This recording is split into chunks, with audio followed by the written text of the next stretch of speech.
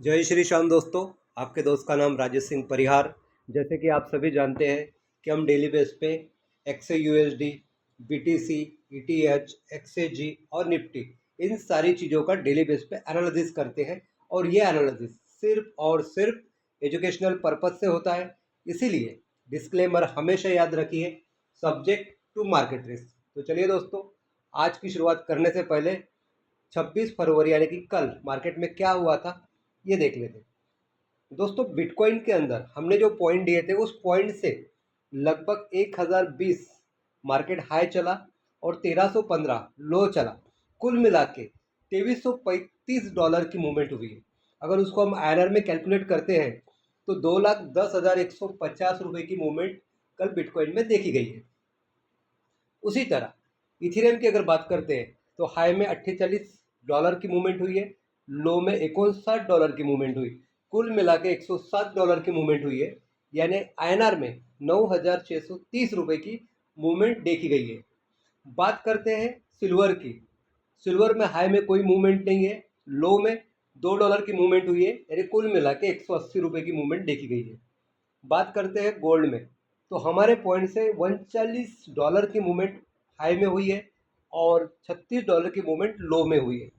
कुल मिला के $75 की मूवमेंट देखी गई है, यानी कि 6,750 रुपये की मूवमेंट उसमें दिखी है। अब बात करते हैं निफ्टी की। हाई में 71 पॉइंट की मूवमेंट हुई है और लो में $101 की मूवमेंट हुई है, यानी कुल मिला के $172 की मूवमेंट यहाँ पे देखी गई है।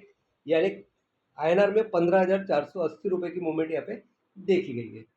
अब बात करते हैं आज 27 फरवरी 2026, दिन शुक्रवार और मंथ एंडिंग फरवरी का, क्योंकि सैटरडे संडे मार्केट क्लोज रहेगा।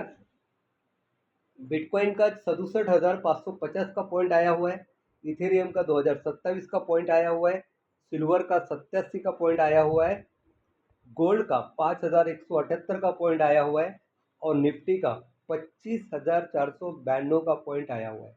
इन पॉइंट के नीचे अगर मार्केट रहता है तो आपको सेल प्रीफेयर करना है। इस पॉइंट से अगर मार्केट ऊपर रहता है तो आपको बाय प्रीफेयर करना है।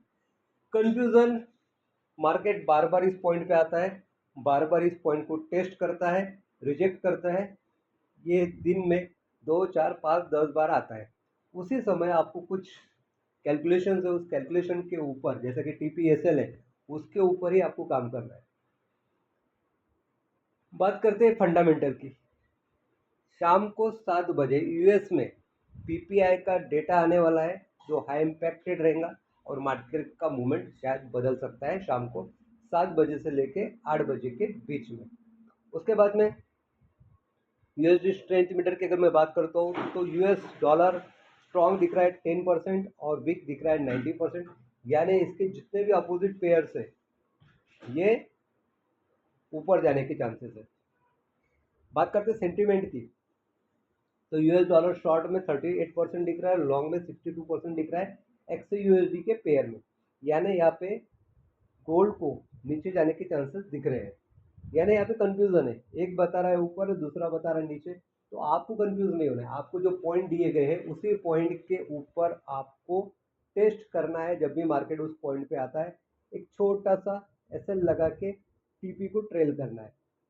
क्या होगा, मार्केट आएगा, टेस्ट करेगा, आपके पॉइंट को लेगा या हिट करेगा, दो ही चीज़ें होंगी।